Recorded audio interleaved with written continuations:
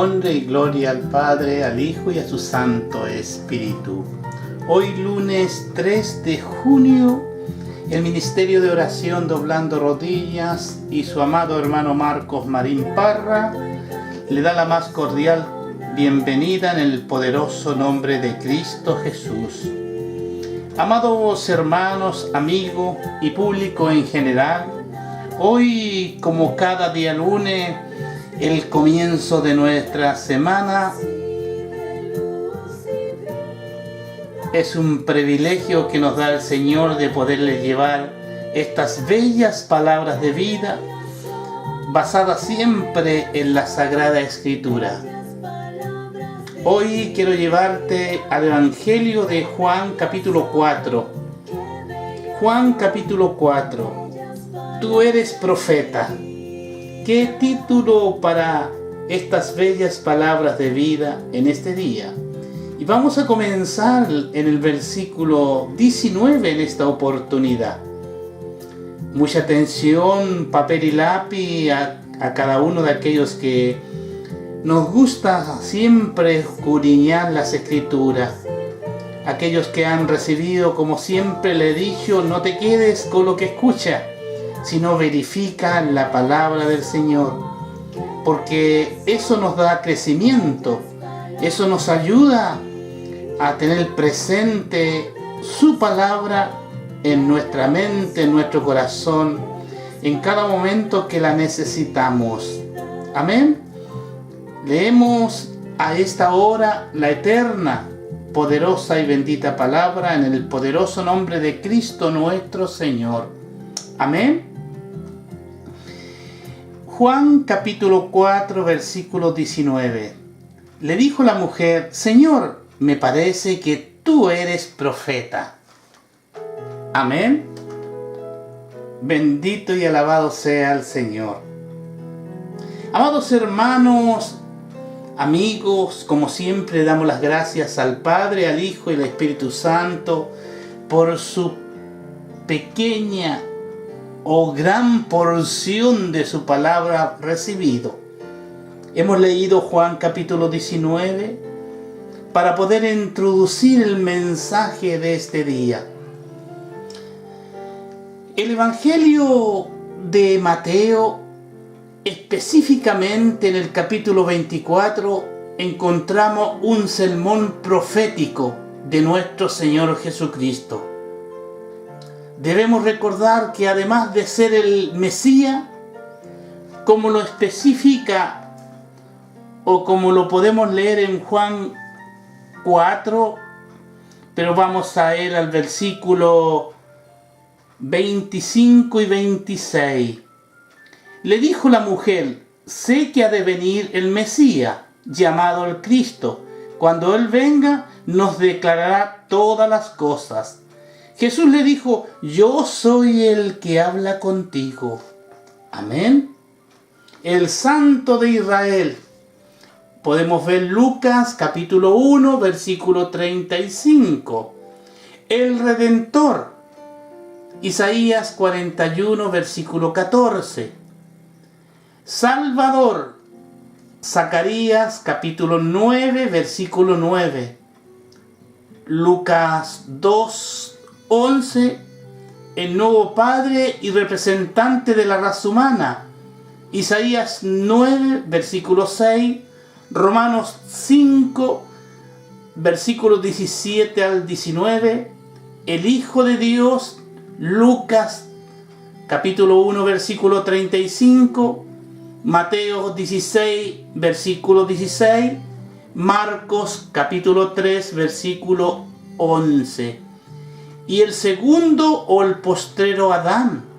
Primera de Corintios capítulo 15, versículo 45. Nuestro Señor Jesucristo también era profeta. Al leer todas estas citas bíblicas, ordenadamente nos da la afirmación que nuestro Señor Jesucristo, Jesús, también era un profeta. Pero ¿qué nos dice Juan capítulo 6?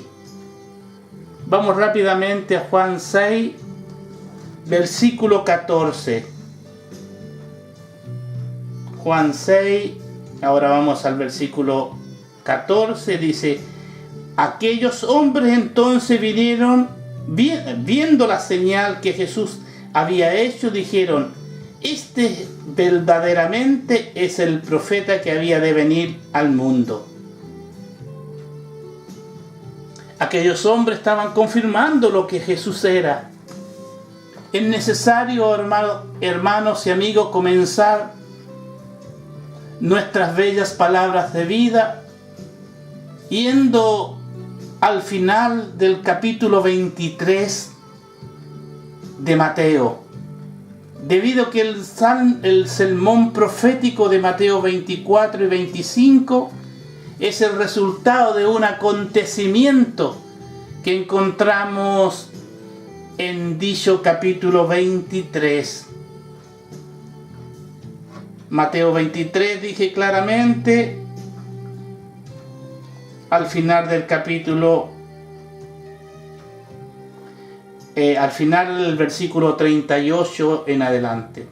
Al final del capítulo 23 de Mateo, nuestro Señor Jesús se encontraba en el atrio del templo terrenal, junto a sus discípulos, delante de los sacerdotes y de los líderes religiosos de aquellos tiempos, y ante todo el pueblo, ante toda la gente, el Hijo de Dios va a pronunciar la siguiente sentencia.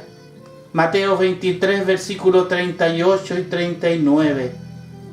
He aquí vuestra casa os es dejada desierta, porque os digo que desde ahora no me veréis hasta que digáis: bendito el que viene en el nombre del Señor. Amados, las palabras de Cristo a los sacerdotes gobernantes: he aquí vuestra casa os es dejada desierta, había llenado de temor su corazón, afectaba indiferencia, pero seguía preguntándole lo que significaban esas palabras. Un peligro invisible aparecía amenazarlos. Una pregunta: ¿podría ser que el magnífico templo, que era la gloria de la nación, iba a ser pronto un montón de ruina? Muchos de ellos se preguntarían o se preguntaron. Los discípulos compartían ese presentimiento del mal y guardaban ansiosamente alguna declaración más definida de parte de Jesús. Mientras salían con él del templo, llamaron su atención a la fortaleza y belleza del edificio, las piedras del templo. Amados hermanos, eran de mármol, el mármol más puro de la época, de perfecta blancura, y algunos de ellos de tamaño casi fabuloso. Una porción de la muralla había sido resistido del sitiado del ejército de Nabucodonosor. Los discípulos no podían comprender cómo se podían derribar esas sólidas murallas. Nuestro Señor Jesús declaró que el templo terrenal, que se había convertido en un ídolo de los líderes religiosos y de los gobernantes y del pueblo, iba a ser destruido. Los judíos adoraban al templo y se llenaban de mayor indignación por cualquier cosa dicha contra aquel edificio que se hubiese dicho o hubiese sido pronunciado contra Dios. Todo el pueblo, todos los líderes, sacerdotes y hasta los discípulos escucharon la sentencia y la entendieron perfectamente. Todos sintieron temor de que algo terrible iba a acontecer en Jerusalén. Las preguntas, amados hermanos, cuando seguimos la lectura y encontramos en el capítulo 24, ya no nos encontramos fuera del atrio del templo y Jesús se encontraba únicamente acompañado de sus discípulos.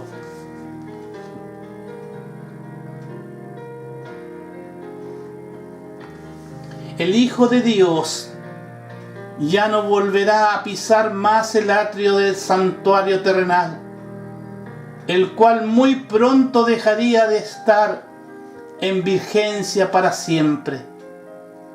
Mateo capítulo 24, versículo 1. Cuando Jesús salió del templo y se iba, se acercaron sus discípulos para mostrarle el edificio del templo. Los discípulos siguieron a Jesús, todavía con el miedo y la consternación de lo que él había pronunciado en el atrio. Es por esto que van a llamar la atención de Jesús hacia los grandes y aparentemente indestruibles muros del templo. Versículo 2 de Mateo 24. Respondiendo él y le dijo: ¿veis todo esto? De cierto os digo que no quedará aquí piedra sobre piedra que no sea derribada. Mateo 24, 2. Al ser atraída la atención de Cristo a la magnificencia del templo, ¿cuáles no habían o cuáles no debían haber sido los pensamientos que guardó para sí aquel que había sido rechazado? El espectáculo que se le ofreció era hermoso, en verdad, pero dijo con tristeza: lo veo todo, los edificios son de veras admirables. Me mostráis esas murallas como aparentemente indestruibles, pero escuchad mis palabras. Llegará el día en que no será dejada aquí piedra sobre piedra que no sea destruida. Un gran número de personas habían escuchado la sentencia del Mesías, pero únicamente sus discípulos le siguieron para preguntarle acerca del significado de sus palabras. Ni los gobernantes, ni los sacerdotes, ni el resto del pueblo acudieron a Cristo para preguntarle por el significado de su terrible sentencia. Posteriormente, nuestro Señor Jesús se dirigió al monte de los Olivos, desde donde se podía apreciar a la distancia el santuario terrenal. Hasta allí le siguieron esta vez únicamente 4 de sus discípulos para pedirle más información. Versículo 3. Y estando él sentado en el monte de los Olivos, los discípulos se le acercaron aparte diciendo: Dinos, ¿cuándo será estas cosas y qué señal habrán de tu venida y del fin del siglo? El Evangelio de Mateo no nos revela cuáles fueron los únicos 4 discípulos que fueron a cuestionar al gran maestro. Pero esta información la encontramos en el Evangelio de Marcos, capítulo 13, versículos 3 y 4. Vamos a Marcos 13, versículos 3 y 4. Y se sentaron en el monte de los olivos frente al templo, y Pedro, Jacob, Juan y Andrés le preguntaron aparte: dinos, ¿cuándo serán estas cosas? ¿Y qué señal habrán cuando estas cosas hayan de cumplirse? Las palabras de Cristo habían sido pronunciadas a oído de gran número de personas.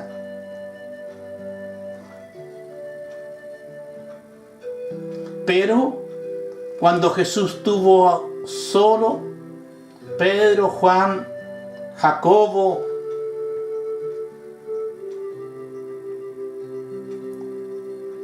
Andrés,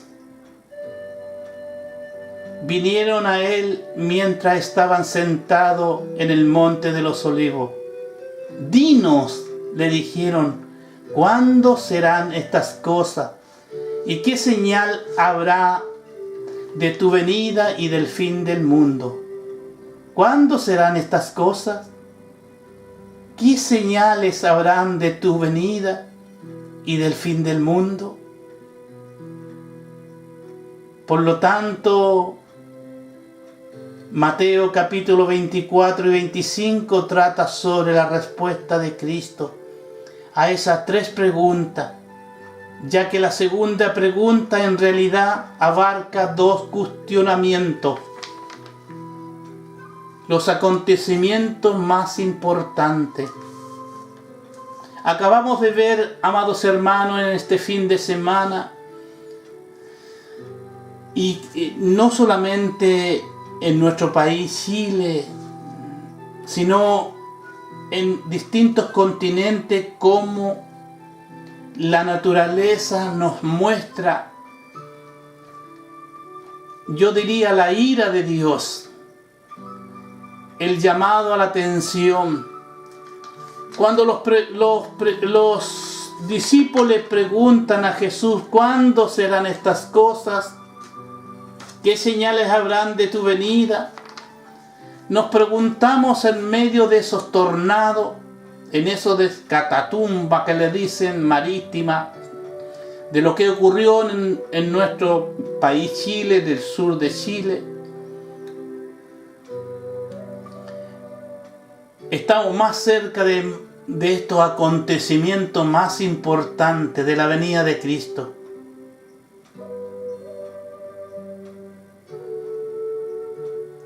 Hoy creo que muchos se preguntaron en este fin de semana, especialmente de la parte sur de Chile, sobre estas catástrofes, sobre lo que está por venir. En mi mente, en mi pensamiento, en mi corazón, está el día de la gran tribulación. ¿Cómo va a ser el crujir de dientes? ¿Cuántos dirán: Señor, Señor? ¿Cuántos se arrepentirán, pero será tarde? Por eso que la Sagrada Escritura es para escudriñarla. Son bellas palabras de vida. Nos dan la valentía, nos dan la serenidad, la paciencia y la paz en nuestro corazón, que la tuvo Lot. Siempre me recuerdo de Lot, en medio de Sodoma, en medio de esa ciudad inconversa, dada a todo vicio, a toda idolatría, a toda inmoralidad. Pero la mano del Señor tomó a su familia y la libró de la gran catástrofe y de la gran destrucción de Sodoma y Gomorra. Así también confiamos y esperamos para que cada uno de nuestros hermanos tenga la fe puesta en el Señor, que Él nos librará de todos estos acontecimientos. Para el mundo no son importantes, pero para nosotros, para la fe cristiana, son muy importantes. Así analizamos Mateo 24, del 42 al 51. Nuestro maestro nos habla nuevamente de que solo existen dos clases de personas: una virgen prudente y otra virgen insensata. Por lo tanto, la enseñanza de uno es la misma del otro. En Mateo 24, 42 al 52 y Mateo 25 del 1 al 13. Por ello, es importante entender que a lo largo de toda la Biblia, a lo largo de la Sagrada Escritura, siempre se recarga la existencia de precisamente solo dos clases de personas delante de Dios. No hay un punto gris ni un punto neutro en el medio. No hay tres clases únicamente, hay dos clases de personas, y cada uno de nosotros debemos tomar la decisión personal e individual de a qué grupo quiere pertenecer. Anteriormente hemos predicado la parábola de las 10 vírgenes. En otra oportunidad, pero es importante recordar lo siguiente: la parábola de las 10 vírgenes en Mateo 25 del 1 al 13 ilustra también lo que experimentaron los adventistas.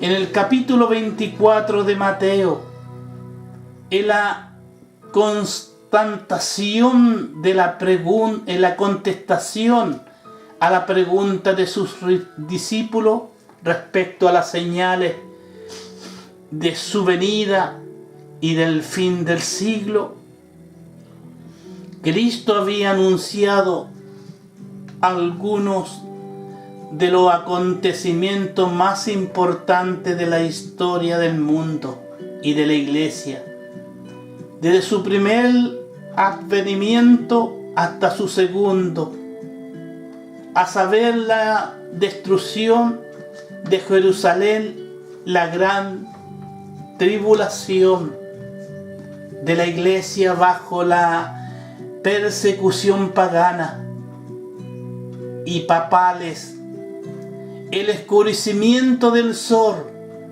y de la luna y la caída de las estrellas. Después habló de la venida en su reino y se refirió a la parábola que describe las dos clases de siervos que esperan su aparecimiento. En el capítulo 25 empieza con la palabra: entonces el reino de los cielos será semejante a las 10 vírgenes. Aquí presenta la Iglesia que vive en los últimos días la misma enseñanza de que se habló al final del capítulo 24. Lo que ella experimenta se ilustra con la particularidad de un casamiento oriental. Ya hemos establecido que Mateo 24 y 25 deben tratarse sobre la respuesta a las 3 preguntas que le hicieron los 4 discípulos a Cristo. En el parágrafo anterior leemos que la respuesta de Cristo a esta interrogante anuncia los acontecimientos más importantes, todos, tanto en la historia del mundo como la historia de la iglesia cristiana.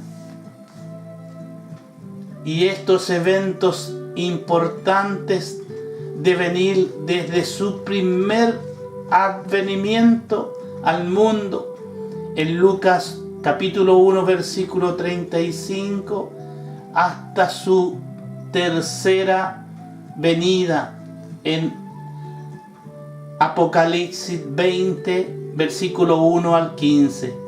Por lo tanto, lo que Cristo habla en Mateo 24 y 25 tiene mucho que ver con nosotros que vivimos en este tiempo. Si bien es cierto que hemos citado acontecimientos de Mateo 24 y 25, van desde su primera venida hasta su segunda venida, esa que esperamos gloriosamente, esa que esperamos como aquellas virgen prudente, velando, esperando al esposo, esperando que todos estos acontecimientos sucedan. Pero ¿cuál es mi conclusión para este día que nos da la palabra del Señor? Muchos pueden pronosticar del tiempo. No hace más de un par de semanas que ocurrió este fuerte huracán allá en Estados Unidos, y un señor que da el tiempo en el canal. En Chile no puede suceder eso, es imposible que suceda. Puso argumentos que realmente respeto su estudio en la meteorología, puso sus argumentos sobre la mesa, que era imposible contar con esos. Todo es posible, dije yo. En los últimos tiempos estamos cerca, cada vez vemos más lobos vestidos de oveja, cada vez vemos más inmoralidades, vemos que las naciones dictan leyes contra Dios para satisfacer los deseos morbosos, inmorales de pocos. Pero hoy nuevamente hago un llamado a esas rodillas que se doblan a diario pidiendo por su nación, pidiendo por sus gobernantes, para un arrepentimiento.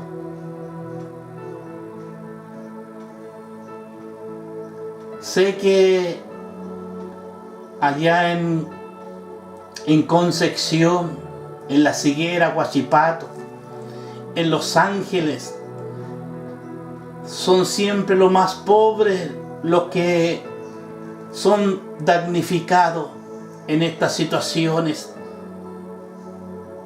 El Señor quiere que aquellos que tengan despierten a la misericordia, que despierten al arrepentimiento. Buscadme mientras sea hallados, dice la palabra del Señor. Es el día y la hora que el Señor sane nuestra tierra. Primeramente el corazón de los mandatarios, gobernantes, líderes políticos, líderes religiosos, que sane el corazón de ellos, que Chile vuelva a estar siempre en las manos del Señor en la conducción. Duele, amados hermanos, al revisar la Sagrada Escritura, a ver estos acontecimientos que hemos estado repasando y leyendo señales ante el fin. Y estando él sentado en el monte de los olivos, los discípulos le acercaron aparte diciendo: dinos cuándo serán estas cosas y qué señales habrán de tu venida y del fin de los siglos. Respondiendo Jesús le dijo: mirad que nadie os engañen, porque vendrán muchos en mi nombre diciendo yo soy el Cristo, y a los muchos engañarán. Amados hermanos, amigos, tomemos lo que nos dijo nuestro Señor Jesús en el monte de los olivos. Se lo hizo saber a sus 4 discípulos. De toda esa multitud, cuando Jesús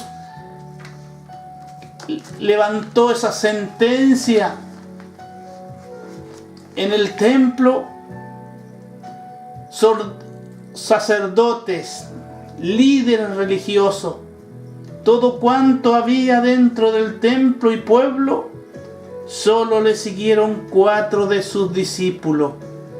Hasta sus discípulos no se acercaron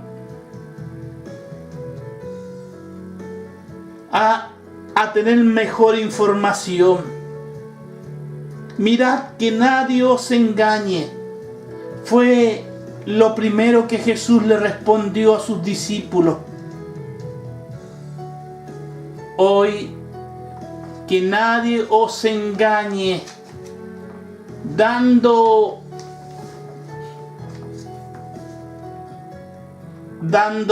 informaciones meteorológicas según los nuevos instrumentos electrónicos que ellos poseen. Porque vendrán muchos en mi nombre diciendo yo soy el Cristo, y a muchos engañarán. Todo puede suceder, amados hermanos. Por eso que debemos tener no solamente nuestras lámparas encendidas, sino nuestro aceite con depósito, reserva. Es el día y la hora. Hoy es el primer lunes del mes de junio. Será un buen comienzo para nosotros los cristianos. Un buen comienzo para su iglesia, de poder entender lo que Jesús nos dijo. Mirad que nadie os engañe. Estamos acostumbrados que vengan muchos en el nombre diciendo yo soy el Cristo, y a muchos engañarán.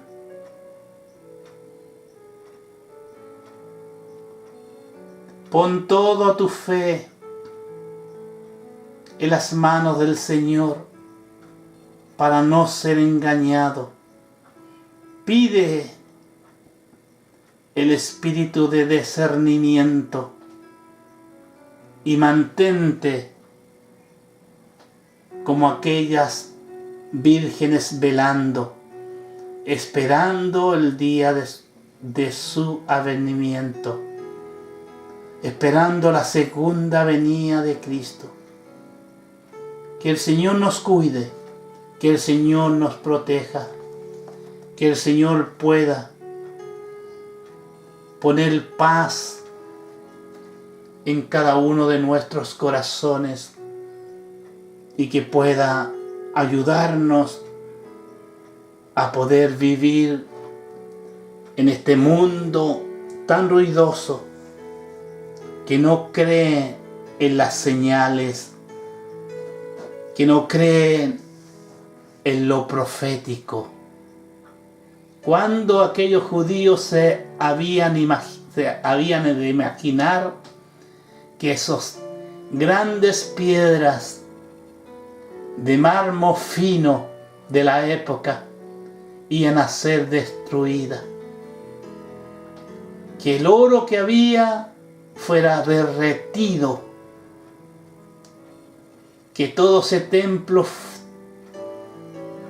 se convirtió en ruina.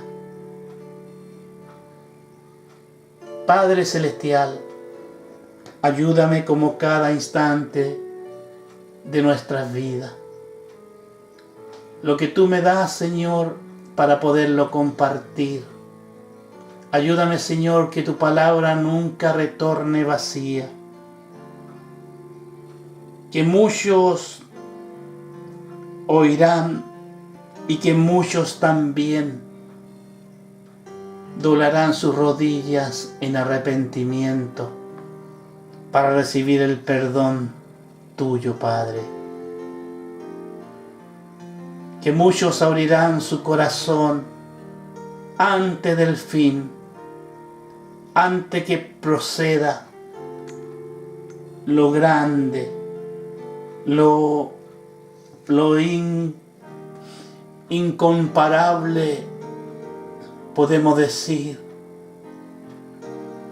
antes que llegue el día final, antes que la trompeta suene, Señor. Ayuda a cada uno de los corazones que hoy tanto te necesitan. En el nombre poderoso de Jesús, te digo amén y amén. Bendito y alabado sea el Señor. Al llegar al término, al final de este día, de antemano te doy las gracias y te invito para el día de mañana con vuestro programa Tu Palabra Me Da Vida. En el nombre poderoso de Cristo Jesús te decimos amén y amén. Nos vamos a despedir como siempre con una próxima alabanza. La iglesia se acerca a la hora. Amén.